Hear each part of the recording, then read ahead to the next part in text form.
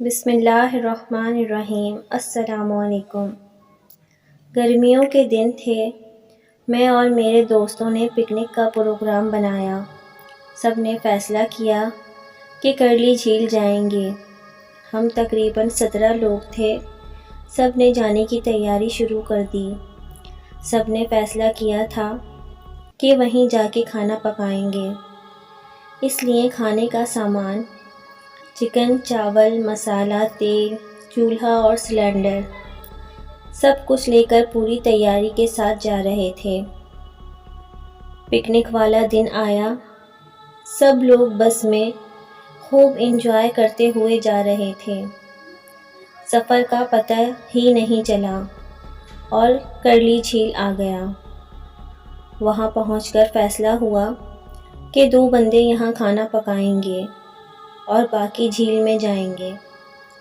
اس کام کے لیے زبیر اور شکیل کو چنا گیا۔ وہ دونوں بیچارے منہ بناتے ہوئے کھانا پکانے کی طرف چل دیے۔ بہرحال دونوں نے مل کے بریانی پکائی اور قدرے بہتر بنی۔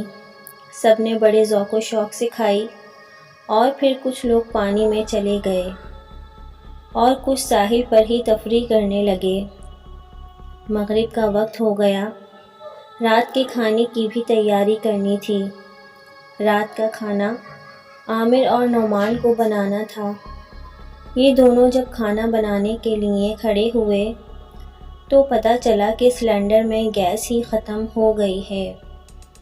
زبیر اور شکیل نے ناتجربہ کاری کا نمونہ پیش کرتے ہوئے ساری گیس ختم کر دی تھی۔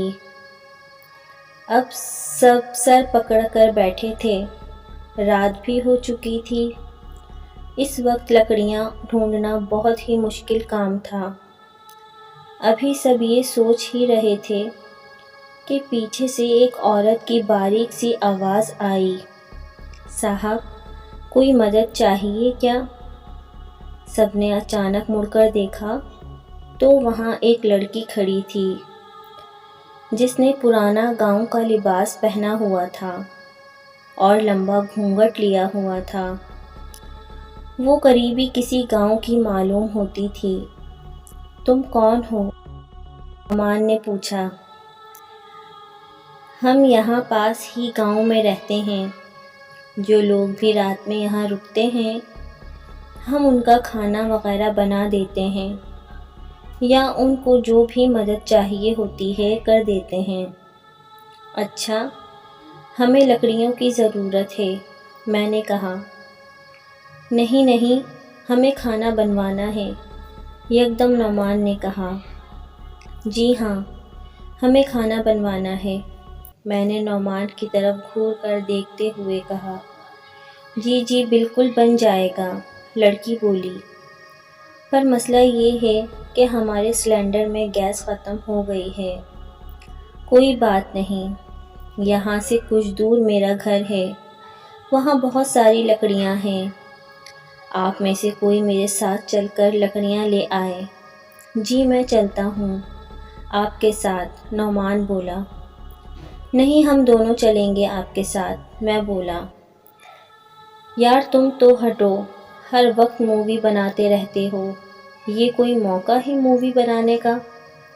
نعمان نے یاسر کو دھکا دیتے ہوئے بولا۔ یاسر کو مووی بنانے کا بہت شوق تھا۔ اس کا کیمرہ ہر وقت آن ہی رہتا تھا، چاہے موقع اچھا ہو یا برا۔ یار مجھے صحیح نہیں لگ رہا، یہ عورت مشکوک سی لگ رہی ہے، حلیہ دیکھا ہے اس کا؟ عامر نے میرے کان میں بولا۔ نہیں یار، یہ گاؤں کی عورتیں ایسی ہی ہوتی ہیں، تم فکر مت کرو۔ یہ کہہ کر میں اور نعمان اس لڑکی کے پیچھے چل دیے۔ کافی دور چلنے کے بعد میں نے لڑکی سے کہا، اور کتنا آگے ہے؟ وہ بولی، بس صاحب تھوڑا آگے اور۔ ہم پھر اس کے پیچھے چل پڑے۔ ارے بھائی اور کتنا دور ہے؟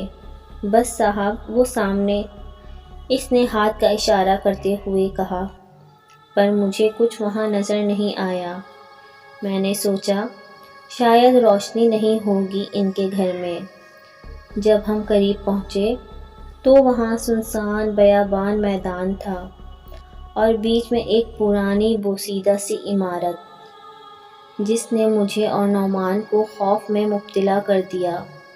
میں نے لڑکھڑاتی ہوئی زبان سے پوچھا، یہاں رہتی ہو تم؟